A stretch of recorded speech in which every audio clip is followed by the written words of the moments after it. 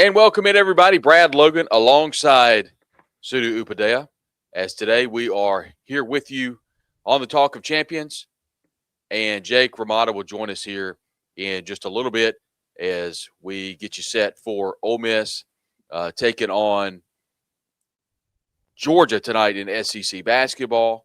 And we will have Jake Hromada coming up here in just a moment as we've got everything locked in here. Good to see you, Sudu. Thanks for jumping on today. A lot to get to. We've got a big baseball series coming up in Austin, Texas. Jake Thompson will be on hand there. We'll be efforting him. Zach Berry is in Nashville. I'll be there shortly, so we'll have more from Zach from Nashville. But today, Sudu, a lot of Ole Miss athletics, and I think more than anything, 76-66 win over Texas last night. I didn't really see it coming, but a really nice win for Chris Company. Yeah, no doubt about it. I think none of us saw it coming, right? Texas clearly had a lot more to play for as far as an NCAA tournament bid is concerned, and with the way Ole Miss's conference slate has gone, I don't think any of us saw it coming. I wish I'd seen that team more this year, Brad. That would have been nice to had a few of those performances in conference play, but it's survive in advance mode. It's what Chris Spear talked about, right? Each day is a new game. They're just trying to go game by game right now, and I don't want to be foolish, but it's got me slightly hopeful. Georgia is obviously it's going to be a tough draw. It's the best team they've had there in years. Mike White's done a great job building them up and great talent over there. But after seeing the way they played defensively, they were efficient on offense. Just a lot more hustle, more effort. I don't blame Ole Miss fans for having maybe a little bit of hope, and maybe you can beat Georgia. And I don't know about going on a run for the entire tourney, but this is a talented team, as we know, Brad, and sometimes it takes teams a while to gel. So I have about 12 to 15% of hope that maybe there can be a run made after last night, but I don't want to jump the gun too much. Yeah, my hope is a little bit higher than that, just because Malik Dia kind of went off and he got four fouls and had to come out of the game, but he finished with 23 points. A lot of those came in the first half, and then A.J. Storr kind of turned it on late with 18. I thought Elias Carmodine had one of his better games. Honestly, I thought it was one of the best games Ole Miss has played all year from a complete standpoint. I think, Sudu, what you said perfectly a moment ago, where's this been? And I guarantee that Coach Chris Beard's kind of thinking the same thing. I want to thank all of our sponsors today, Game Day Haircuts of Oxford. They're located right there in University Avenue. Give them a call today, 662-380-5658, or book online at GameDayHaircuts.com. And be sure and give them a follow on Facebook at Game Day Haircuts of Oxford. All of your legal needs can be taken care of by the Hearn Law Firm. That's Philip Hearn at 662-766-7777. All across the Southeast, Philip Hearn, a proud sponsor here on the Talk of Champions. Alan Samuels, Chrysler, Dodge, Jeep, and Ram. I want to say a special thank you to Alan Samuels, Chrysler, Dodge, Jeep, and Ram of Oxford. Mason and his entire team do wonderful work, and we'll have more information about them and everybody else coming up in just a little bit. 234-8000. As now we bring on Jake Hromada. Jake, how are you, my friend? It's good to see you. I know you've had the call for Ole Miss baseball a lot this year, and it is a situation to where we'll get into it, but timely hitting, really good pitching, and boy, they like to hit the long ball. Uh-oh. Feels like Jake may have froze. Jake, you may have froze up on me. Great shot to be frozen on, by the way, for Jake. Yeah, just a real jovial look. We'll slide him out, and we'll see if we can get him log back in. But Sudu, a big one this weekend, Texas, and you had a situation at Southern Miss where you're leading, they tie it up, and then Southern Miss wins in the ninth. But this is a baseball team. I'm just curious, has it surprised you very much? Yes and no. I mean, I had obviously had questions coming into the season. Getting Hunter back is awesome. Thought obviously probably one of the more surefire things of this team. Love some of the deep ball hitting early on, but as you mentioned, the timely hitting, just getting on base when you need to, not necessarily just the long ball. That is a concern right now. I'm in the camp of people that was a little confused with some of the pitching decisions against Southern Miss as well. Maybe not leaving guys in, maybe you could have. I know some dudes were on pitch counts and different things like that, but when you're playing a top 10 in-state team, to me, it's like you give it your all and you try to get that win. So a lot of question marks, not only just, hitting and whatever, but I even think coaching wise, that I'm interested to see how that all shakes out against an even tougher opponent, arguably in Texas. Yeah, you're right. Look, we'll bring Jake back on and see if we can get him rolling here. Jake, we've There got he you is. back on the airwaves. Are we locking up again? No, sometimes that's like There we go. first they just decide to drop you like that. So yeah, I'm good. If you guys got me, sorry about that. And of course, No. my beat reporter podcast debut, the internet goes out on me like. Thank you. Yeah, yeah. It's part of paying your dues on this front, Jake. I mean, this has happened to us so many times. Like, can't tell you the amount of still shots my face is. Your face actually froze on a real jovial look. yeah, it was You a were good, it was a good smiling. shot. Yeah, yeah. There's Me during games now. I hope that's what that becomes. So Yeah. Jake, you've seen this team a lot, and I think there are a couple of things that just jump out at you, from a just a subject standpoint. Number one, they hit the long ball a lot. They strike out a lot, and they have not done a good job of getting runners in when they were in scoring position. And most importantly, they pitched it really well. Some good, some bad. Your overall take on this Mike Bianco team early? the pitch, obviously, and it's something that Keith Kessinger and I just continue to be amazed with every time we're in the booth together. Because I mean, and I even said it in our last weekend series is the question mark was pitching, at least externally. And if you've gone to any of the scrimmages throughout the season, whether that be in the fall or like the early spring, I mean, you could see that these guys could pitch it pretty well. But like Mike Bianco says, it's a lot different when the lights are on, essentially. So you look at Taylor Abe and the steps he's made. Cade Townsend, unbelievable stuff, and the strides that he's made too. Hunter Elliott being back, I know it's been a little rocky at times, but as they say, sometimes that's just what Hunter Elliott does. He'll get himself in jams, but he'll work his way out. I mean, he's a Friday night ace. So the pitching staff has been, without a doubt, the most impressive. In terms of the hitting, I think it'll come around. I know and understand some frustrations about hitting with runners in scoring position and stuff, and this team being kind of feast or famine. In fact, I was looking at the stats coming into this, and I think even though we're like top 5 in the country in home runs, we're number 4 in the country. You look at doubles, we're 143rd. So that may be something that you look at and you go, oh, okay, so maybe this team really is feast or famine. And we've seen they can do it, right? I mean, against Evansville last weekend, this team had a season high 15 hits in, I believe it was game 2 in that series, and 12 of them were singles. So it's there. But I think, it's, I hate to say it, if it's there if they want it. But until we see it, at least in SEC play, I think that's going to be a lot different. And Texas is complete with top to bottom. I was looking at them last night. Their rotation's amazing. That they can hit the ball. So yeah, I guess those are my overall thoughts. A little bit of a rant for you there, Brad. But I think something, and let me preface everything that we say today for the next couple of minutes. It's early. We get it. One thing that has jumped out at a lot of people, the average, obviously Tristan Becerra, who's had a great year so far, 403 at the plate. And then you only got a handful of 300 hitters in Colin Reuter, Will Furnace, and Judd Udemark. Everybody else kind of hitting under 300 that has significant at bats. We talked with, Mike Bianco said at media day, you heard him. We've had Mike Clement on the podcast as well. This team is going to swing and miss. I mean, that's just it. But I think the danger zone situation is the runners in scoring position. What are your early thoughts with these batting averages? And is it a cause of concern right now that the Rebels aren't getting some runners in? And I know it's early, but just kind of looking at things from 10,000 feet here. that's a great question. I don't really think I've talked to a lot of people about whether or not it's a concern. Because offense really, it's an interesting point that you put it that way. Because was offense ever really a concern? Did we ever think it would be a concern? And I will say some of it's a little surprising, like Hayden Federico in his second season, struggling the way he is, especially after he got off to a hot start last year. I mean, he was hitting 280 until April. That average was even higher a couple of weeks leading in. Austin Foley, I know too.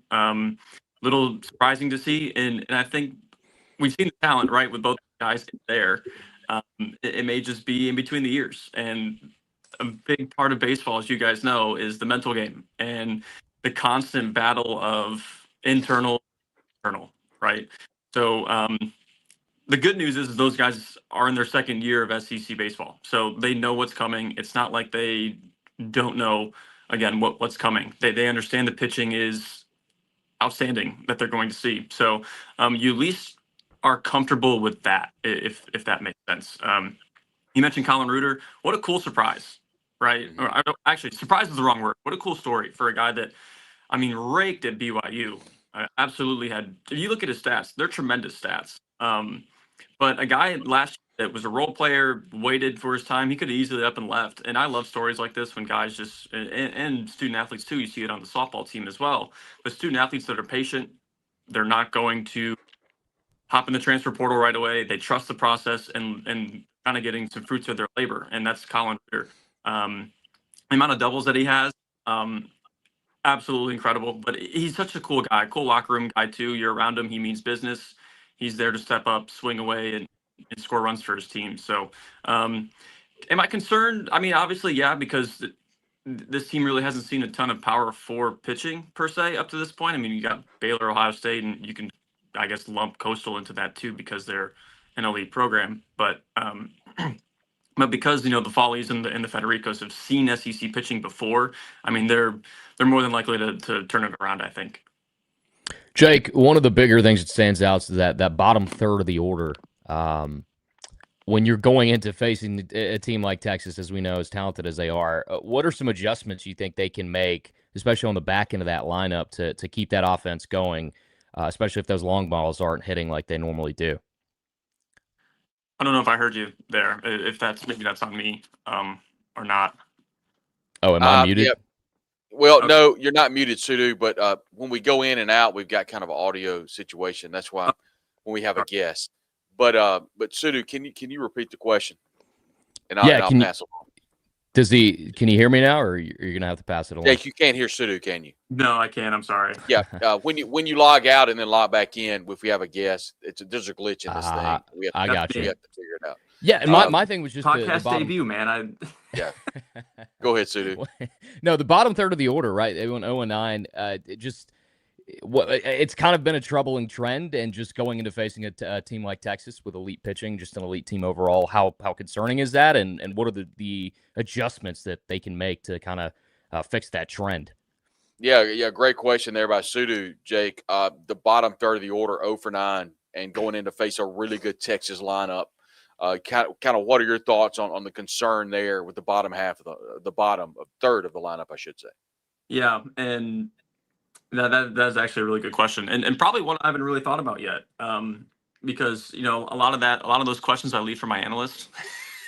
I bring those up to them because people I think care more about what they think, right, than what I do. I'm more of I'm the storyteller in the seat, but I understand the question. I mean, I'm trying to think. You may see some flipping around, obviously, because if it hasn't worked at this point, I understand the whole "if it's not broke, don't fix it" thing. But I think, especially the bottom of the order, again, we mentioned Foley, Federico, Randall. I think the one positive with Randall, and I will go to bat for Randy here, is that he's come up every time offensively the team needs him. Right. I mean, even dating back to last year, Murray State got the massive home run, his only homer of the year, got Ole Miss within one. Against Memphis in a midweek last year, too, Randy had one of his best games. And I understand defensively there have been some woes there and some question marks and things of that nature. But you ought to understand, too, like this is Randall's. I know he played his freshman year, but how many times really, has he been out there? How much experience did he really have coming in? And he's going through some growing pains too. And with growing pains come some mistakes. So I do have to go to bat for him a little bit there. That's something I haven't brought up, at least on air yet. But I'm just trying to find a way to word it, and maybe that's the way. But again, like I said, with Foley and Federico, these guys have seen SEC pitching before, so at least they've got that going for them too. I'd be a little more concerned, and I don't want to throw Daniel Pasella under the bus because he's a fantastic young guy. He can swing it. He plays defense really well, but you see the struggles, and then you go into SEC play. It's just a different kind of pitching. It's a different kind of grind. So I think the word concern maybe would be more for Pasella than those two guys. That's just the way I feel. I mean, other people may feel differently than I do. I really like how Mike and Clem have kind of tinkered with the lineup and trying to find out the best possible lineup for this team. I like too how they've tinkered with the outfield. We've seen players like Topher Jones that hasn't played a lot of outfield. It's obviously that Mike and Clem and Joel Mangrum and everybody, they're trying to find the perfect combination before conference play. I would like to ask you, Jake, what are some pleasant surprises for you that you've seen in this baseball team after watching them from game one until where they are now?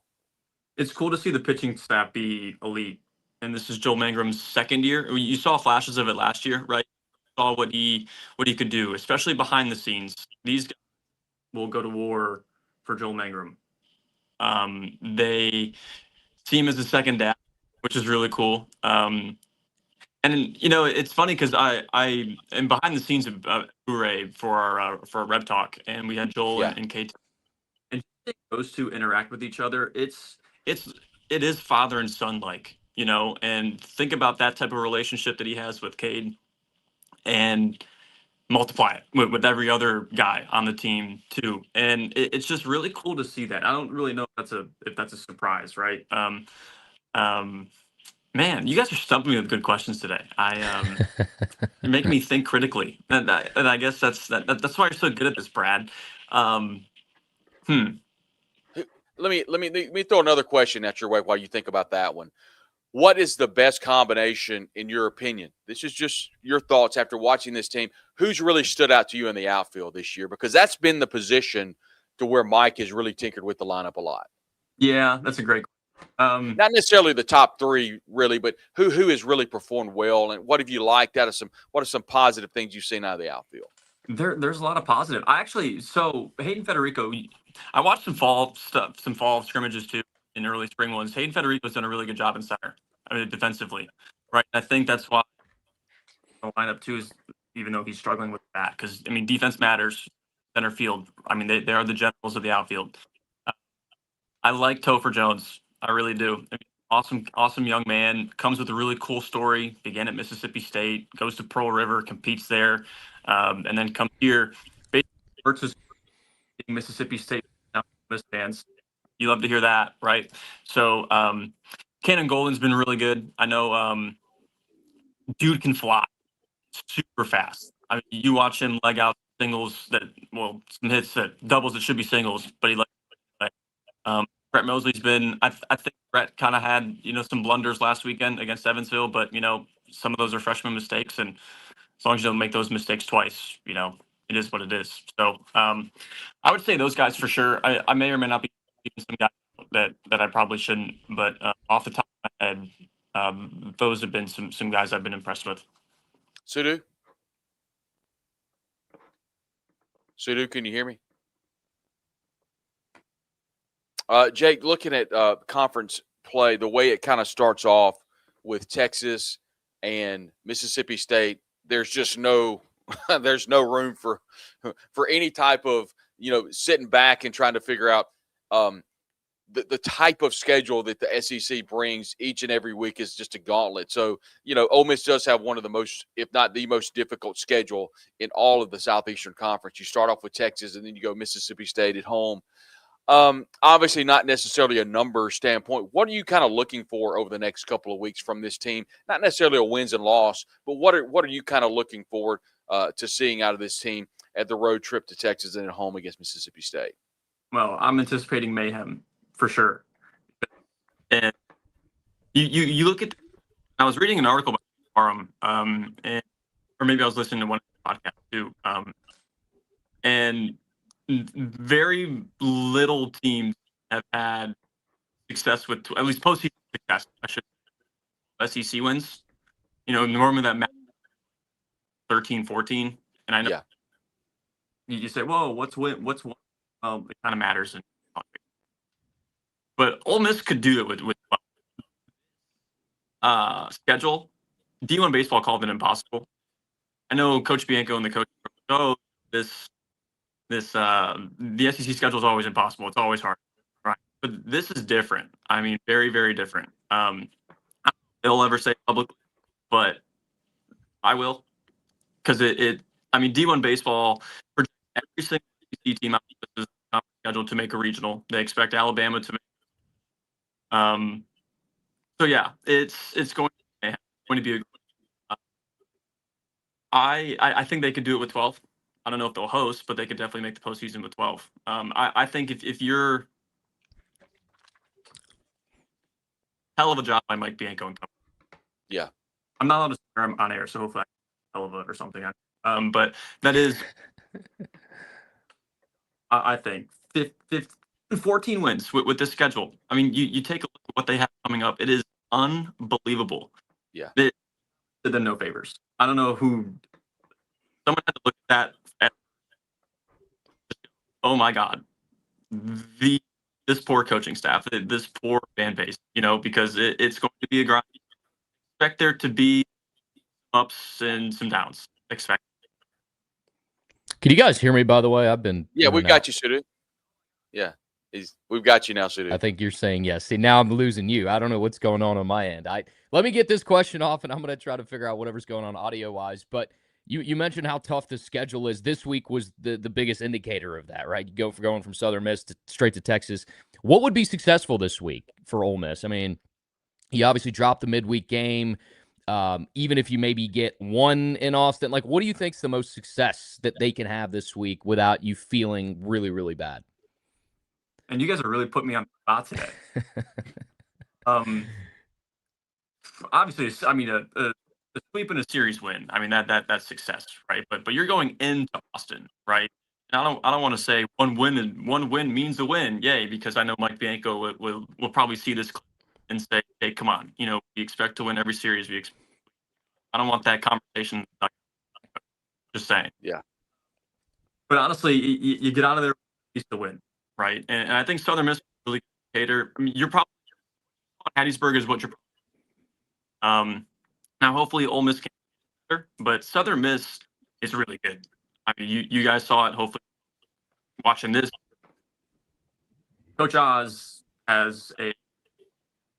that was a really, really good test going into conference play. I don't know if that was strategic or not, maybe to see Southern Miss right before conference play started. I don't know if that was the situation last year too. My memory kind of is foggy there when Southern Miss came up here. But man, they pitched it really well. And you're going to see this too. So don't come for me, anybody at Ole Miss baseball, if I say one. I mean, the Texas got pitching, they've got the hitting. D1 is complete college team can beat. So should be interesting this weekend. But obviously, Jake Hromada does a great job as the SEC Network announcer for Ole Miss. We kind of call him our own announcer, as he does phenomenal work. He's, of course, always joined by Keith Kessinger and others in the booth. But, Jake, it's always a lot of fun. We see you on campus for press conferences and all of that. Before we get you out of here today, I want to briefly talk about the job that Chris Beard and the men's basketball team did last night. 76-66, the win over Texas, in which at one point I think they led 12, 13 points. It was a complete game, and that's something we have not seen out of this Chris Beard team really maybe once or twice this year. And it was a really good game, specifically for Malik Dia, who turned it on at 23 points, but a lot of those came in the first half. I think 18 in the first half. A big night also for A.J. Storr. And then, of course, Ilias Carmodine had a really good game as well, something we haven't seen very much this season. So just a complete game, and they've got a chance to face a team that one of the few wins they had this year over Mike White in Georgia tonight. And I'm glad you brought them up because they are such a good group of dudes.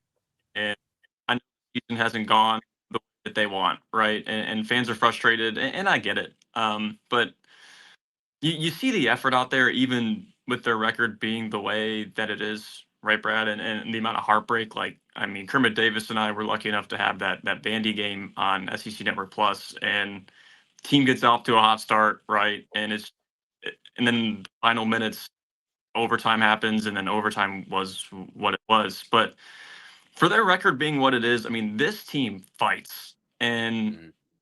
you, fan, have to at least see that, right? That they have, or Chris Beard still coaching his tail off. He's out there competing for him too. I mean, they really do believe they can run the gauntlet in Nashville and make the tournament. And as a fan or as a donor, what have you, whatever position you're in, you have to love that, because nothing's worse, obviously, than seeing your team just roll over and die at this point in the year. And some teams, I'm sure, probably have, but I'm really happy for that group. I hope Jake is, and Ilias is the nicest young man in the league. Um, I've had the really cool pleasure behind the league and having some really awesome conversations with Malik Dia. I will always be a fan of his. AJ Store too. What an athlete! I don't know which was, from him becoming a starter, done a sixth man, but hey, whatever works works. I mean, the guy comes off the bench, and so I'm a fan of this team. I love the group. I did from day one. I met them behind. So I do hope that they run the gauntlet up there in Nashville. It'll be tough. I know the odds are what they are, but happy for them tonight. Sudu, one final question for Jake today. Yeah, I'm sorry. I've been having audio issues, so I've been going in and out. So if you already talked about it, my apologies. But yeah, no, I guess you guys were talking about basketball as I kind of got back in here. But just a complete effort yesterday from everyone. It wasn't just one guy in particular. It was everybody you've wanted to see step up and play cohesively. They've done that. You just knowing the team well, is this something they can keep rolling? I know it's kind of hard to predict that, but it was by far the best performance we've seen all season. And we know how these conference tournaments can be. I mean, you can literally be a 15 seed and come out on top. The SEC is a little tougher for us to sit here and expect that, but just your confidence after seeing what you saw yesterday. Like you said, it's going to be go from game one all the way to the championship. You worry about conditioning. You worry about whether or not they'll have the legs, the mental side be pretty hard. And there's a reason why I've done it. If maybe I mean, my SEC men's basketball history, don't fault me for it, but I don't know if anybody's ever done it. But if they keep playing the way that they do, boy, they're going to be a tough. And whoever the next teams are going to be, I haven't taken a bracket in a while. Sorry, I've been getting ready for actually softball next weekend. But I don't want to see this team. I don't want to see an old Chris Beard right, playing the way that they did yesterday, right? And they don't give up. I mean, they haven't given up, even though the loss have up lately. I mean, you saw that effort against Auburn. I think that really made them feel like, wow, we can win. And sure, luck hasn't really been on our side a lot recently, but we can actually on top. And I think that sort of belief sometimes is all you really need. So I know Coach Yo's team really felt that way too in the SEC. Things weren't really going their way either. They get one win in the SEC tournament, and then they push Texas a couple of rounds later. So crazy thing. So hopefully this even stack a couple wins and to see positive. Well, good luck the rest of the way, Jake. I failed to mention you do a lot of Ole Miss softball, and that's a program Coach Jamie Traxel is excited about her team this year, so you can follow all of that on the SEC Network, SEC Network Plus, all of those digital channels. And Jake Hromada is the voice of Ole Miss when it comes to Ole Miss Digital on the SEC Network. Jake, thanks very much for jumping on. It was a lot of fun, and look forward to catching back up with you very soon. Yeah, thank you guys. Hopefully, I wasn't bad juju stuff and me. No, that's just the daily existence of streaming, Jake. That's streaming. Streaming happens. Hey, this whole thing's cool. I'm happy. I mean, I've caught guys that got here. This is a sweet operation. So, thank you guys for having me. I really appreciate you thinking of me. So, have a good day. Hey, we'll talk to you very soon, Jake. Thank you. I hope so. Thanks, guys. See ya. Take care, man. Yeah, Jake Hromada. had a little bit of an audio with Jake. I don't know if it was because he was indoors or not, but he had a lot of great information about this baseball team. A big one, Jake Thompson is actually on the road now. We'll have full coverage for you at the Ole Miss Spirit. Use that QR code right there. You can join today. That's OM Spirit, the Ole Miss Spirit. That's omspirit.com. That's an affiliate of On3 Sports. So you kind of heard from Jake about and I think your question is what's really jumping out to everybody. What about the back half of this lineup, specifically at the plate? I think it was Chase Parham that brought up, and forgive me if these numbers are wrong, but there was something crazy like 0 for 18 with runners in scoring position, I think a week or so ago. I mean, just staggering numbers. Now, they hit the long ball, they strike out a lot, but they haven't been able to get runners home. And the averages, if you look at this team with only Tristan Becerra hitting over 400, there's one, and just 3 others hitting over 300 that get significant at-bats. I just think that's a problem right now. And I know it's early, and I get all that, but that doesn't alleviate that this team has some offensive inefficiencies right now. No doubt about it. I mean, and especially, I think we all got so excited just with the start of the season and the way they were just hitting them out of the park, and you're just like, man, can they keep this thing going all year long? But anyone that has watched baseball, college baseball for a considerable amount of time knows you can't just live by that, because you live by it and then you end up dying by it too, right? And you're going to need some just good base hitting to be a good team, especially in this conference, especially when you face even midweek opponents like Southern Miss. And the last kind of couple weeks or so, it hasn't been that much confidence on that front. And you just see that Longhorn logo awaiting you next, and you just wonder, you're like, can they turn it around? You hope so. Jake or Brad, hitting is one of those things. It's just, it sometimes makes no sense. Like, some of the best teams will just end up going on a cold streak too, right? So it can literally be turned around, but specifically that bottom third is concerning just because of the recent numbers. So you can just hope that they turn it around, man. I mean, there's nothing else really left to say. We know they can pitch with the best of them. More than likely, we'll see they'll be put to the test against Texas as well. But that hitting is certainly an issue, and it's certainly something to keep an eye on. 15-3 overall, 14-0 at home. The neutral side, obviously, the 2 losses, both to Southern Miss.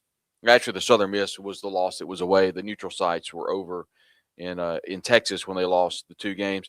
I want to briefly talk just a little bit about this conference schedule, and it's Texas, which number 2. I mean, obviously we've talked about Texas, about how good they are.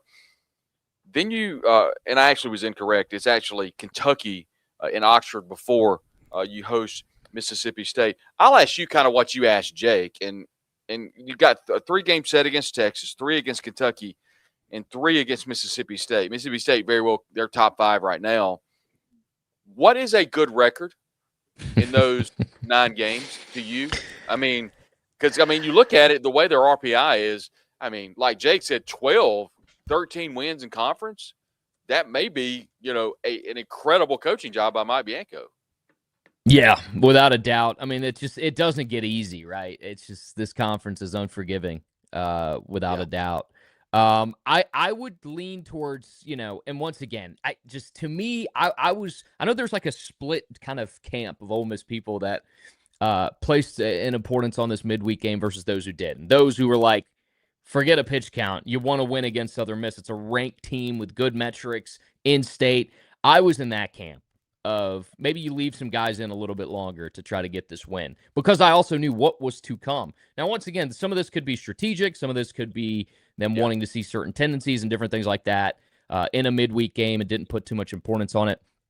I did because of what's to come. So for me, if Ole Miss gets 1 win in Austin this weekend, I'd say that's pretty good, but it has to be a promising showing in the win, but also the losses. It can't just be a blowout or something, or another situation where the bats just go cold and you're just sitting there going, well, what's going on? What happened to this team?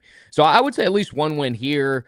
I would be disappointed if they didn't win the series against Kentucky. I just think you need that, especially early in the season. And also, if you can't win the series against Texas, you don't want to lose that much momentum.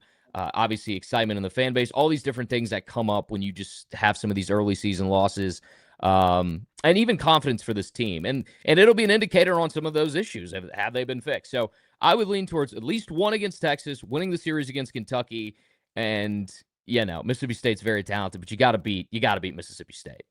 You got to get at least 2 there.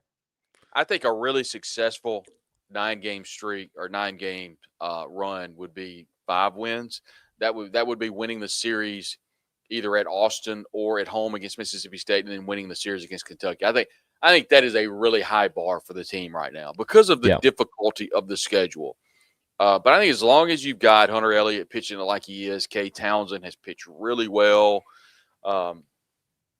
Libbert, I'm losing my mind about Will Libbert. Will Libbert, yeah. If he can throw well for you on Sunday, I really believe this team can do well.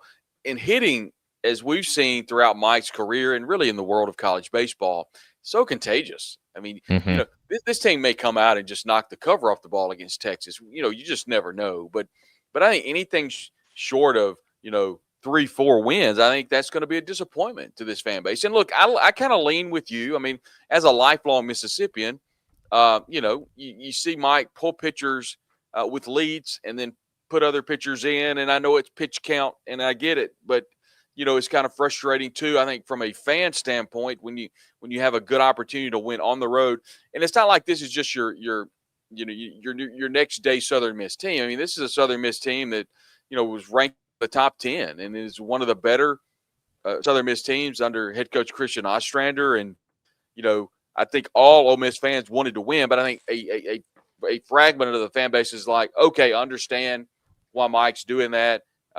And you don't want to say you're throwing in the towel, but I do feel like whenever you pull pitchers like that late, pitch count or not, you're not giving yourself a good enough chance to win. But I'm not going to throw this on Mike. I'm not going to throw it on the pitching staff. This team had ample opportunities to score runs late in the game. Runners no doubt. On first and second with 1 out. They can't get anybody home. They pop out more than any team that I've seen in Mike Bianco's tenure. I don't know if it's they're trying to hit the long ball or whatnot. I'm not good enough to break down from a coaching standpoint what's going on at the plate. That's Mike Clement's job. That's not mine. But it feels like this team is just not doing what they need to do to get runners in. To me, that is the absolute calling card of this team is runners in scoring position. And then I don't have the exact numbers right now in front of me. I just know they're not great. Sudu, one thing I'll throw back at you, Braden Randall and others at short, that's kind of been a point of contention.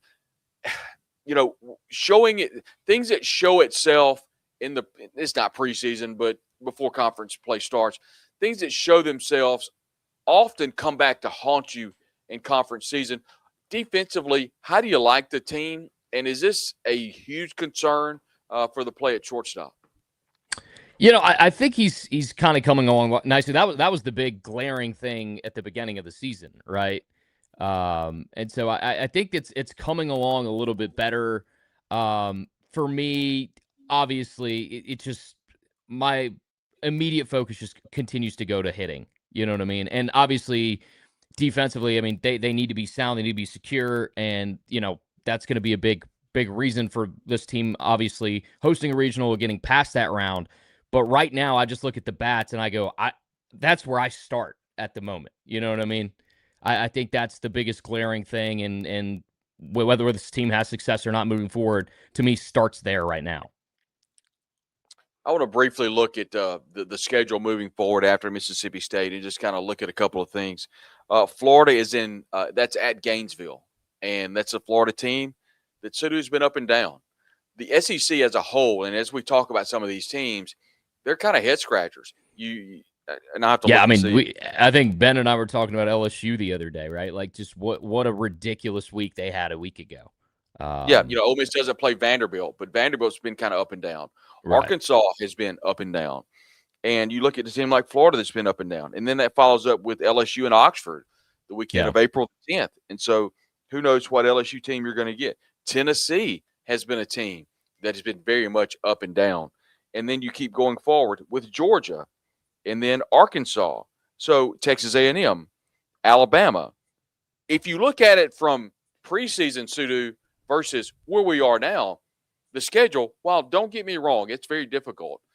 But things where I thought they were going to be, not unmanageable, but games against Georgia, Arkansas, LSU, Tennessee, they seem a lot more manageable than they did before the season, judging by what we've seen during the non-conference slate. Yeah, it feels like everyone's kind of had a kind of a head scratching loss. You know what I mean? I think Georgia had one against Western Carolina. We've seen what happened to LSU. Like you can certainly get some of these wins, and these are just little adjustments, I think, for Ole Miss too, to be able to come out on top of some of these. Along those lines, I was just looking at my notes, and I actually wrote this down because I wanted to talk to you about it. We were Ben and I were talking about just kind of D1 baseball's rankings, and I saw an interaction between you and an Ole Miss fan and Kendall Rogers the other day. Yeah. And we were trying to make sense of just how LSU can lose, I think it was 4 out of 5 a week ago and drop to 12, and Ole Miss isn't in the rankings. And I wrote a note specifically because I was like, Brad did have an interaction with Kendall, but just wanted to get your thoughts on that, just based on your interaction with him. I don't know if you had any other conversations with him, but what do you think the reasoning is for no love in the D1 baseball rankings for Ole Miss? I'm looking at it. I'm trying to be objective. I'm looking at it. I think you look at it from Kendall's point of view a couple different ways. You look at it from he was in Houston. He saw this team.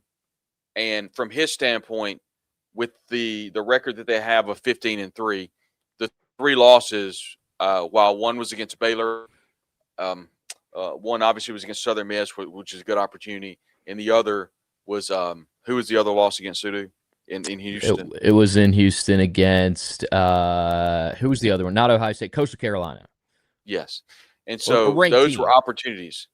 Those were opportunities, and I think you look at it in a vacuum to where you think, okay, Ole Miss is 15-3 from the preseason to where they are now. Not hitting the ball, runners in scoring position, the gauntlet of the RPI #1 schedule. Let's put them as receiving votes. Okay, let's say I'm talking hypothetically here for Kendall, but out of the same realm, you look at the other teams to where you look at LSU, you look at Arkansas, you look at programs like that, and you think are those teams that much better than Ole Miss? And my argument is no, they're not. My argument is also that preseason polls and non-conference polls don't mean anything. And that was my whole thing with Kendall's point. And then one of the Ole Miss fans came after me and was talking about how I was a joke and that sort of thing, and whatever. I'm open for all that. But I just basically said that, I really appreciate – I mean, Kendall and the D1 team do really good work. Now, we don't agree with this poll by any stretch, but my point was, I promise you, after this weekend, the non-conference, next weekend, Mississippi State, or actually Kentucky and then Mississippi State over the next 2-3 weeks, those rankings aren't going to matter because they're going to shake themselves out because LSU, Arkansas, Tennessee. My whole thing is I treat the D1 baseball poll like people should treat the college football playoff poll that doesn't come out until October. I appreciate the work that Kendall and them do, and I understand a couple of things. They're trying to drive subscriptions. They're trying to drive revenue, and they're trying to drive eyeballs. So that's kind of what they, kind of when they put stuff out there like that. And I appreciate that, and that's all I was saying. And we've efforted Kendall to come on the show. He's got an open invitation. We'd love to talk to him about the rationalization of how the rankings are happening as they do. But at the end of the day, everything will come out in the wash, as folks will say. And yeah, I think that was my whole point. Yeah, it's one of those things too where it's like, yeah, I also don't really care too much about the polls this early in the season. I don't either. Like we're in March. It's really not that big of a deal. My biggest question was when I look at LSU schedules and you look at McNeese, Northeastern, Louisiana, 2 losses to Sacramento State, and I go, they're still a top 12 team. That's when I kind of was like, okay, I know, all right, I agree. Because some of the group chats are popping off, and I'm ignoring it, at the last couple of weeks, and then after this week, it was kind of unavoidable for me. I go, well, I mean, maybe some of these people have a point, Yeah. But like you said, they can take care of it on the field if they just win these games, which right now we're, hoping we get at least one in Austin. Fingers crossed they can win the series. But some promising stuff nonetheless, Brad. I mean, it's not like it's all hope is lost and it's, not at all. Season's over and by any stretch, right? You lose to Southern Miss. Obviously you want to get those bats going, but it can all be turned around. So many opportunities coming up here. Yep, great opportunity coming up this weekend. Full coverage on the Ole Miss Spirit. That's omspirit.com. Jake Thompson's en route to Austin. Have full coverage for you at omspirit.com. That's an affiliate of On3. That's, of course, the Ole Miss Spirit. Ben Garrett is there. Zach Berry is in Nashville. We'll have him, Sudu, on a post-game show tonight following the game between Ole Miss and Georgia. So we'll have full coverage for you from Nashville. I'll be headed to Nashville soon, and we'll have everything covered for you there. Chuck Rounsville, Jake Thompson, Ben Garrett, all on the board, along with Sudu. Full coverage for you here at the Ole Miss Spirit. Before we get out of here, I want to circle back to basketball because I'm just fascinated that this team, Sudu, played better than it's played all year. What do you attribute that to? You know, in all of the post-game availabilities with Chris Beard, he's always talked about one thing, is effort. And we've seen this team kind of mail it in a couple of times. And that's when Chris Beard brings all 5 starters into the press conference media room. Haven't seen this team quit over the last couple of games, and they played incredibly hard. What do you attribute this to, and how in the world has Chris kept this team together? Well, first of all, Chris Beard is a phenomenal college basketball coach, obviously, right? One of the best. And what he's just done in a short time at Ole Miss is proof of that. This season is a bit of it's the anomaly. He hasn't had a season like this before. I think the biggest thing, and I think, listening to Malik Dia in his post-game press conference with the SEC Network, he talks about being a kid from Nashville, coming back home. I don't know. I'm not saying that it was infectious for the entire team, but I think Malik probably played with a little bit of edge, knowing he was at home. Other part is these guys want to play together. Like, this team in this form is not going to come back next year, right? Like, some guys will stay, but they're going to move on. And I think there is a sense of, oh God, like, this is ending. Hey, let's each win means we get to continue. So let's just, I think they brought some of that mindset in. Part of it also, you want to talk about the success over the last couple of weeks is, I mean, it took them months, but they might finally be gelling. They might finally be accepting their roles, what they're supposed to do. I mean, you just look at the way they played yesterday. It was inspired defense. You know what I mean? It was everybody working together, whether it was rebounding, steals. You look at the blocks, the lack of turnover. I mean, Ole Miss barely turned the ball over. I think they set some kind of or tied with like 0-4 Vandy or something for the amount of turnovers they had offensively. And then what they were able to do on defense, it was everybody. It was James Scott. It was Corey Chess. It was Cameron. It was AJ Storr, Eduardo Klafke. Like, every person that could have contributed in the biggest way possible and accepted their role for what it was. And I think that, to me, is the most promising thing. And it makes you go, are they gelling at the right time? Because this is what March is about.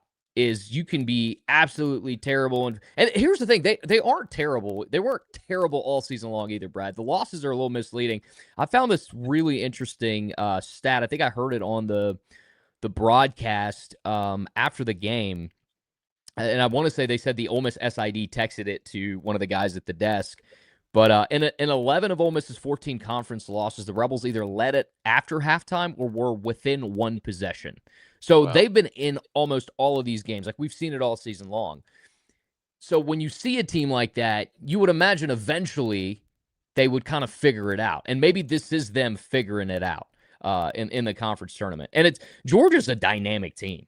Like, Georgia's really, really, I think they're number one in the country for fast break points, top 10 nationally for blocks, scoring, bench points. I mean, they've got a deep rotation. They've got a great protector in Santos Cyril, insane dunks, but also good rim protector. Just the amount of Blue Cane, like the talent Georgia has is immense. Ole Miss has beaten that Georgia team, obviously, earlier in the season. But this is going to be a really dynamic team Ole Miss is facing. And if I didn't see the performance I saw yesterday, I would go, and somehow Ole Miss beat Texas like by a fluke or something, I would come into today not feeling great. But after yesterday, I'm like, this could be a really exciting matchup tonight because I know how dynamic Georgia. This is the best Georgia team they've had in years.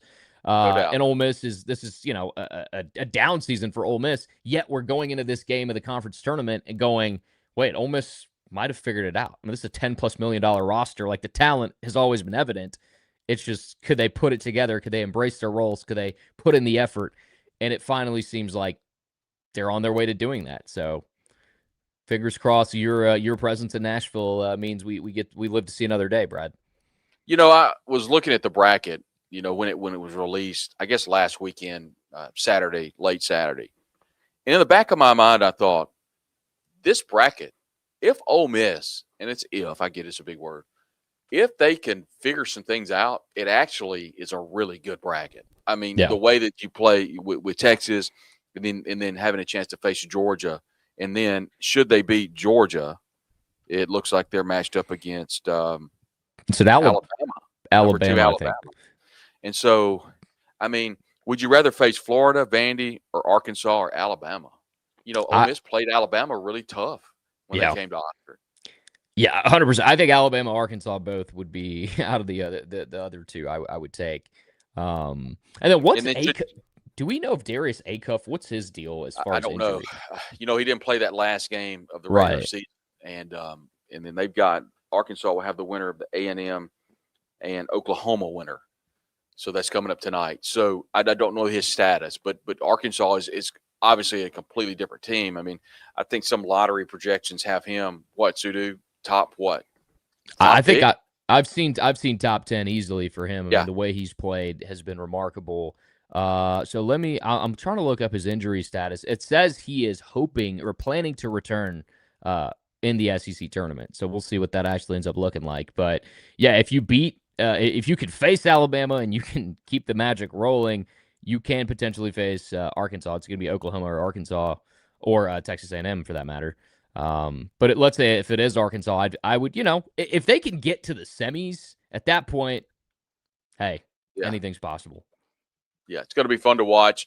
Chris Beard has done a really good coaching job throughout his career. Obviously, this year has been a disappointment. I don't think anybody's arguing that. But to see the team kind of rally and do well last night, I think was fun because there hasn't been a lot of fun this year with Ole Miss men's basketball. And to see that happen was really, really cool. Couldn't do what we do without all of our sponsors. And we're excited that we have Riverland Roofing that have always been an incredible partner here on the Talk of Champion. Billy and his entire team, thank you for all that you do here for us on the Talk of Champions. BNA Bank at 534-8171 and online bnabank.com. Thanks to everybody at BNA Bank. Tannehill Carmen PLLC, they're serving Oxford for the last 20 years. We appreciate all that they do for us here on the Talk of Champions. Drew Moak of USA Benefits Group. Thanks, Drew. We appreciate everything that you do here on the Talk of Champions. College Corner Store, Scott and his team. Sudu, I got a text, and it's not exactly 100% the Pete Golding hoodie. Doesn't have the college football logo, and the straps are a different color, but everything else, like the logo and the lettering and everything, is all the same. I think it's sold out in like 15 minutes. I was going to say, I saw you tweet that out last night, and the amount of interactions on it let me know I had no business even clicking on that link, that it wasn't even going to be available. Let me see if I can find it. I was genuinely surprised at the amount of likes, retweets on that. Yeah, it was pretty crazy. Yeah. I mean, it's 16,000 views on a post about a hoodie, bro. I mean, come on. Which means that it didn't make it. So, but we appreciate Scott. He has let me know there's a second shipment. Honestly, I think that second shipment sold too. So I think as many as he can get, they will try to sell those. Chrysler, Dodge, Jeep, and Ram. Alan Samuels there in Oxford. Thankful to Brian and Mason and the entire team for all that they do for us here at AlanSamuelsOfOxford.com. Give them a call. You all go by and see them there at the top of the hill, right past Kroger on the left on University Avenue. They are your spot for the perfect vehicle.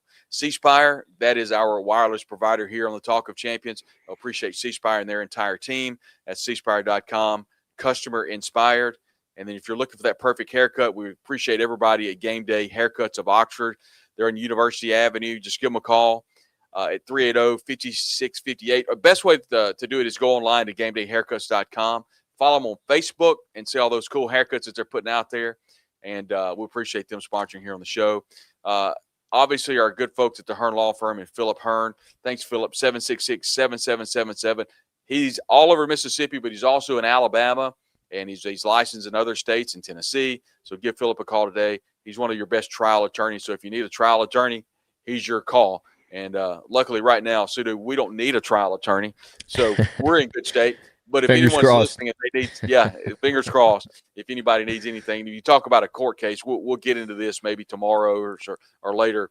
But Trinidad Chambliss, obviously we haven't talked since this, but it has been kicked over to the Supreme Court of Mississippi. I guess we'll get into that later, but it just feels like this just never ever ends, Sudu. And I know Ole Miss and Trinidad and everybody is ready for this thing to be to end really, really soon. It's. I mean, I just don't understand what the NCAA is even doing anymore. It's just remarkable to me that they're fighting it this hard. There's so many other cases that they could have taken this kind of attention to, but for some reason they're really hell bent on not letting Trinidad Chambliss play a year of college football that he truly does deserve. I mean, if you watch all 9 hours of that trial, you would have come away with that conclusion as well, like we did. But I'm not surprised. Do you see the Big Ten is now recommending the NCAA just not enforce any kind of tampering?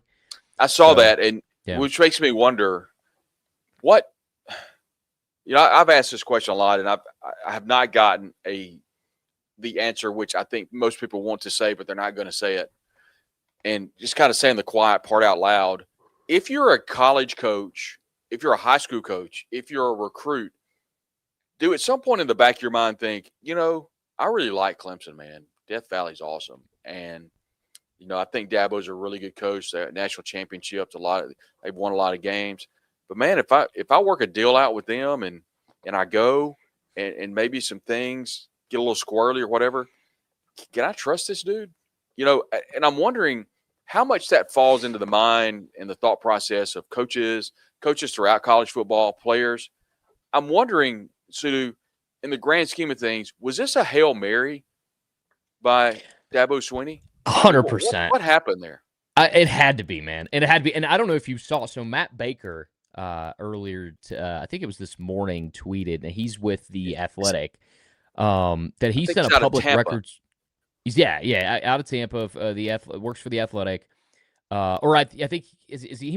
Regardless, I know he was with the Tampa Bay Times. Regardless, now with The Athletic, sent a public records request to Clemson for, in his words, essentially the receipts to the quote-unquote tampering allegations against Ole Miss, plus any communications between Clemson and Ole Miss, the NCAA, the CSC, any of these bodies. Apparently, Clemson denied his request, citing FERPA and state law about, quote, information of a personal nature. Now, that's not an indictment on Clemson that Clemson lied or anything. I'm just saying I find it interesting that a school that openly had this press conference that's, hey, we're sending these receipts over to the NCAA, whatever, has now been very quiet about it. And when a reporter asks for these, hey, let's see the request. I mean, if you have enough balls to get up there and go call Ole Miss out and have a whole press conference, then you should have no issues, putting out these receipts and letting the whole country see. And look at crooked Ole Miss and what they've done. Yeah, Clemson said no. They said no, that would be a violation. So I just found that very interesting. And now you have the Big Ten basically telling the NCAA, don't enforce these rules because it can't be enforced. The playing field is no longer level, which is interesting because they were supporting, who was it, Wisconsin against the kid that went to Miami for tampering just about a year ago. It's college athletics is wild. And even crazier, Ross Dellinger earlier today tweeted that an SEC president says the conference might be forced to go our own way during the meetings in Nashville this week. And apparently there will be discussions had between the league's executives on a potential reality where the SEC could go on its own. So, the days of the NCAA are just, they're numbered. We've known this for a long time. They just keep flailing and trying to stop kids like Trinidad Chambliss from playing an extra year of college. Meanwhile, the things they're supposed to be doing, they are failing at miserably. And that's going to be their downfall, essentially, in my opinion, Brad. So and I'm asking you, just your opinion on this, obviously, but is the Big Ten's response, is that in retaliation to possibly any type of SEC maneuvering with Greg Sankey? Is this a situation where the Big Ten is like, look, we carry a big stick. We have the Fox contract, but obviously the SEC, we're kind of looking up at them from a financial standpoint. The winners of the national championship, I think their bravado is much more than it has been. But is this some type of retaliatory to the SEC talking about breaking away when we know that the SEC and the Big Ten have had conversations about possibly, quote unquote, breaking away? I 100% think it's two conferences trying to become the leaders in this next era of college sports. And I think because they have the two biggest, sticks to carry, They try to sort of impose themselves into these discussions. They've obviously tried to do it together. Clearly, there's going to be some differences, and they're going to look out for their own at the end of the day. But I do because a part of this kind of letter to the NCAA was also a quote unquote path forward to build a framework suited to the world as it actually exists. So they basically gave a solution. Here's what we think we should do. So they're already trying to kind of lead the way in that regard because the SEC was essentially running, the sport for over a decade, right? It was all about the SEC, and I think the Big Ten has recently tasted more success, won some natties. This new system, the playoff, NIL, everything has allowed them to become a little more competitive with the SEC, and I'm sure they want to come into this new era as the leader if possible, if not, right there with the SEC. So I do think a part of it is I think both of these conferences are going to vie to be the leaders in this space and try to convince other conferences and other schools to join them in whatever they end up doing. And at the end of the day, there is a conference rivalry. Geographically, it's a rivalry. Resources-wise, everything considered. And also just the fact that the SEC has been the darling for so many years. The Big Ten is seeing its opening, and I'm sure they're trying to take it and lead the way and have key people in key positions of power. But this is where I think Greg Sankey's leadership really kind of will be shown too, because he's gotten a lot of flack, I'd say, over the last few years. Just not being Mike Slibe, not really being the best ambassador for the conference, not fighting for its teams outside of the ones at the top of the top. And I think so this will ultimately, I think, determine Greg Sankey's legacy overall is, are you actually going to do something of substance, create something of substance and benefit the conference as a whole? Or are you just kind of going to be a face that we see on, conference championship days and on ESPN? So I think it's a big, it'll say a lot about his leadership and his legacy as well, what happens moving forward. What's interesting, Sudu, is if, obviously the SEC and the Big Ten hold all the cards. And should those two organizations elect to move away from the NCAA and create their own national championship, one would have to ask a couple of questions. How far are we from that? When is the point of no return for these two conferences and the NCAA? And when does the SEC and the Big Ten just finally just have enough? And what happens to the other teams in the NCAA? Do they have their own national championship? Is it a situation where non-conference games can continue between the SEC and the Big Ten? What happens to Notre Dame? A lot of questions have to be answered.